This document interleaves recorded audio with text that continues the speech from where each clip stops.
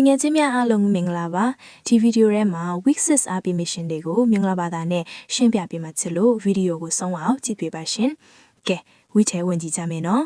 ဒီတစ်ခုက classic mode မှာ save 8 save က3ပါတပွဲတည်းရှိလဲရတယ်မရှိလဲနောက်ပွဲဒီမှာဆက်3လဲရပါတယ်ရှင်ဒီတစ်ခုက classic mode မှာမြေဝစ်စုံတပွဲကောက်ပါ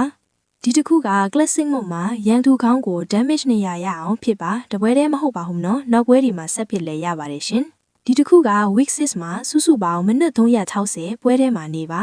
ဒီတစ်ခုက classic mode မှာမမိကိုင်ရတနက်နှစ်လက်လုံးတစ်ချိန်ထဲမှာပစ္စည်းဆောင်အောင်တက်ပါအဲ့လိုမျိုး3ပွဲလုပ်ပေးရမှာမယ်ရှင်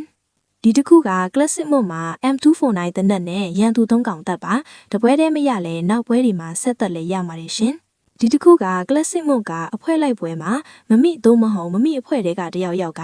ရန်သူတကောင်ကားသို့မဟုတ်ဆိုင်ကန်နဲ့တက်ပါဒီတစ်ခုက classic mode မှာ DBS တနက်နဲ့ရန်သူတကောင်တက်ပါဒီတစ်ခုက pistol တနက်နဲ့ရန်သူ3កောင်တက်ပါတပွဲတည်းတက်ခိုင်းတာမဟုတ်ပါဘူးနော်နောက်ပွဲဒီမှာဆက်သက်လဲရပါတယ်ရှင်ဒီတစ်ခုက week 6မှာဂိမ်းနဲ့3ရက်ဝင်ပေးပါဒီတစ်ခုက classic mode မှာ M762 တနက်နဲ့တကောင်တက်ပါဒီတစ်ခုက arena mode မှာ damage 900ရအောင်ပစ်ပါဒီတစ်ခုက classic mode မှာမမိနဲ့တွဲဆော့တဲ့သူကိုစေးတစ်ခါကုပေးပါဒါလို့ဆို mission နေနားလည်ပြီလို့ထင်ပါရဲ့အားလုံးအဆင်ပြေကြပါစေရှင်